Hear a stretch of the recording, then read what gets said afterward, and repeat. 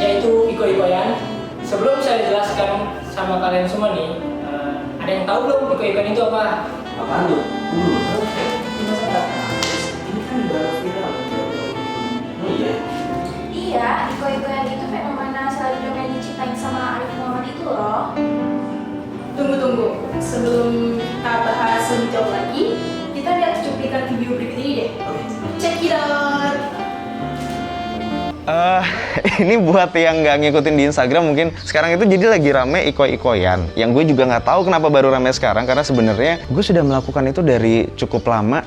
Jadi sebenarnya konsep iko-ikoyan itu adalah berbagi kebahagiaan. Biasanya itu random banget tuh kalau misalnya ada followers yang DM gue, siang-siang panas nih gitu. Terus gue kayak sering yang, oke, Koy, Iko itu asisten gue yang baru, Koy kirimin dia es kelapa gitu. Atau kalau misalnya ada yang DM gue, wah makan sate enak nih gitu. Terus gue kirimin sate, gue kirimin pizza, gue kirimin burger, bakso aci akang. Random banget karena emang apa ya, konsep itu sebenarnya berbagi kebahagiaan. Nah, cuman belakangan ini mungkin karena jadi ramai banget ya, jadi ada sedikit pro kontra. Ada yang kontranya itu mungkin bilang kadang bantuannya itu nggak tepat sasaran gitu, harusnya mungkin bisa dikasih ke yang lebih membutuhkan, fakir miskin gitu. Tapi sebenarnya menurut gue, karena konsepnya itu berbagi kebahagiaan ya, menurut gue untuk berbagi kebahagiaan itu nggak harus mengkotak-kotakan, lo nggak miskin-miskin amat nih, harusnya yang dapat lebih miskin dari lo, harusnya yang dapat lebih susah dari lo. Nggak kayak gitu sih yang mau gue lakukan, karena gue pikir, contohnya ya, misalnya kita punya tetangga kita nyuci pakai tangan tuh, terus kita sering ngeliat tiap hari dia nyuci pakai tangan, capek gitu kan. Oh ya udah, gue pengen nyenengin tetangga gue nih, pengen beliin mesin cuci. Tapi sebenarnya tetangga kita ini nggak miskin-miskin banget gitu. Ya nggak ada salahnya juga kita mau memberikan kebahagiaan pada tetangga kita. Kita beliin mesin cuci, terus dianya happy, kerjanya jadi ringan. Jadi sebenarnya untuk memberikan kebahagiaan itu nggak harus memandang statusnya sih, nggak harus orang yang susah. Karena kalau misalnya kita ngomongin orang susah, pasti ada yang lebih susah lagi, ada yang lebih susah lagi. Jadi udahlah, kalau misalnya mau ngasih mah ngasih aja, kalau emang udah rezeki mah rezeki aja. Ada lagi yang pro kontra karena keganggu di spam sama followers. Itu gue setuju banget, gue juga bisa relate. Karena emang dari awal gue tuh berkali-kali ngingetin, jangan spam, jangan bikin cerita-cerita sedih, jangan dilebay-lebayin. Kita santai aja, karena emang kan kita emang berbagi kebahagiaan dan jujur-jujuran aja. Gue juga menurut gue kalau emang udah rezeki itu nggak bakal kemana ya. Yang dipilih itu juga kalau misalnya kita perhatiin, gue nggak milihnya dipilih banget atau yang gimana. Jadi yang DM masuk kan banyak tuh. Jadi scrollnya dan gue baca misalnya dia pengen beliin kado buat ayahnya gitu. Ya gue merasa gue tidak perlu mengecek apakah dia orang mampu atau tidak gitu. Gue lihat baca niatnya baik, ya udah gue bantu. Pasti mau dia orang kaya, mau dia orang susah, yang namanya kita kasih kayak gitu, kita kasih kejutan, surprise, kita kasih kebahagiaan, pasti happy dia. Contohnya kayak ini nih, ini gue dikasih motor sama partner gue, Pak Dandi. Alhamdulillah sebenarnya gue mampu beli ini, cuman ketika gue dikasih ini, ya seneng-seneng aja. Maksudnya siapa yang nggak seneng dikasih kado gitu. Jadi kayak kemarin gue juga milih, ada yang random juga tuh, ada yang bilang, bang mau butuh uang buat belajar nyetir mobil. Akhirnya waktu itu gue kasih 3 juta karena gue tahu nyetir mobil itu sekitar 3 jutaan sekolahnya. Gue ngerasa apa ya? Energinya itu ya dia jujur aja gitu buat nyetir mobil. Di saat yang lain menjual cerita sedihnya segala macem, tiba-tiba ada orang yang jujur gitu. Gue hargai kejujurannya gitu. Jadi emang poinnya, kalau menurut gue, kalau misalnya ini teman-teman di sini ada yang pengen main iko-ikoyan juga, gue berterima kasih banget untuk semua orang yang mau berbagi apapun alasannya. Kalau mau berbagi aja. Tapi kalau misalnya ada yang ditodong untuk berbagi sama followersnya, gue juga tidak setuju itu. Karena gue juga bilang berkali-kali di Instagram gue, kita itu mau berbagi karena emang kita pengen berbagi gitu. gitu, bukan karena ditodong untuk berbagi. Jadi kalian jangan suka maksa-maksa orang juga, dan kita semua harus tetap respect walaupun orang yang kalian minta tidak mau berbagi dengan cara yang seperti ini, ya kita harus respect juga. Semua orang punya caranya sendiri masing-masing untuk berbagi, jadi jangan dipaksa, jangan spam kemana-mana, dan jangan pakai cerita bohong, jangan disedih-sedihin. Ya kalau misalnya kalian mau main seru-seruan kayak gini, jujur aja, dibawa have fun aja. Kalau misalnya belum dapat ya berarti belum rezeki, kalau misalnya dapat berarti rezeki kalian. Ya sesimpel itu aja sih. Kalau gue seneng banget bisa berbagi, dan ternyata ketika kita berbagi terus banyak yang ngeliat, yang berbagi jadi makin banyak. Gue jadi belakangan ini jadi kayak teman-teman gue tuh jadi sering yang hubungin gue, nelfon, WhatsApp, Rif, seru juga ya kayaknya, yaudah deh gue titipin deh, gue ada duitnya 100 juta, bagi-bagiin aja ke followers lo gitu. Yang kayak gitu kan sebenarnya daripada kita bikin ribet niatnya ininya itunya, ya udahlah, toh juga yang dibagiin juga happy juga, dan nggak ada salahnya sih bikin orang happy menurut gue. Gimana deh? Udah tau belum yang tadi dibahas sama video tadi? Oh jadi gitu ya, iko-ikoyan banyak provokannya ya?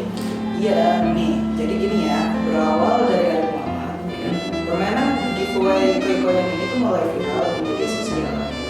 Warganet bahkan meminta influencer idolanya masing-masing nih untuk menggelar permainan serupa si Arif Muhammad ini. Menanggapi hal itu, Arif Muhammad berpesan kepada influencer lain itu jangan sampai terbebani menurut permintaan para followersnya ini nih untuk bagi-bagi duit. Walaupun itu, Arif Muhammad merasa senang jika influencer lain mengikuti caranya, membantu orang lain dengan permainan iko-ikoan ini.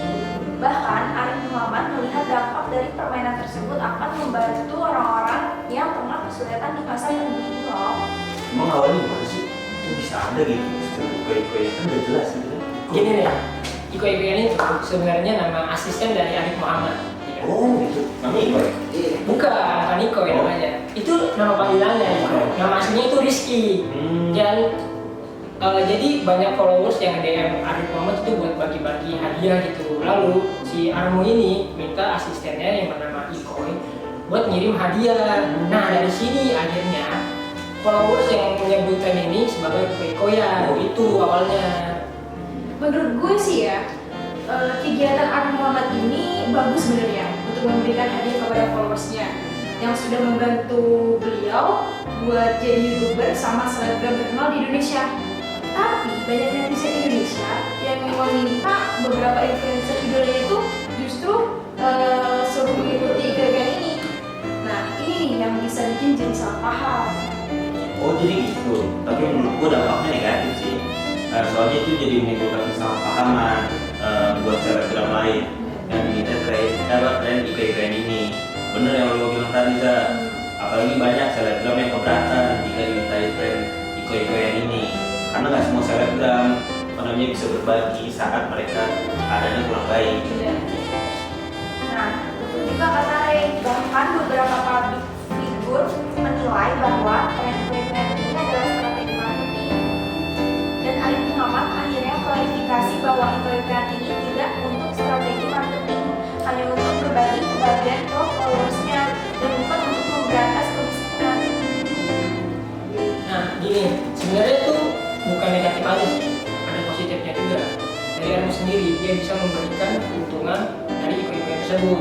Nah salah satunya itu dia ngambil follower, subscriber, sama endorsement. Nah selain itu dampak positif bagi selebgram lain juga, jadi termotivasi itu buat berbagi hadiah tersebut juga. Nah secara tidak langsung juga kayak mau nyebarin kebaikan buat orang-orang sekitar lingkungan mereka juga. Gue setuju banget nih Rom. Jadi kesimpulannya itu sosial media itu bisa memberikan dampak positif dan negatif juga nih bagi penggunanya ya kan. Salah satunya selebgram itu sendiri, banyak banget terjadi kesalahpahaman antara idola dengan penggemarnya jika tidak diuruskan.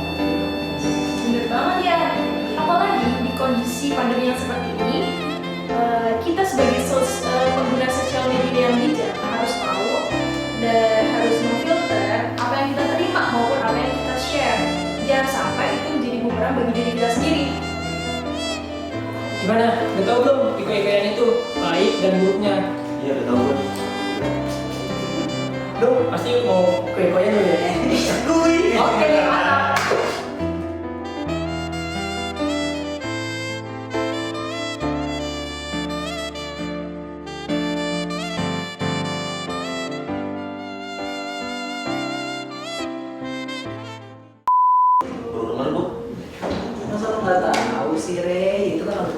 kacau lu apa?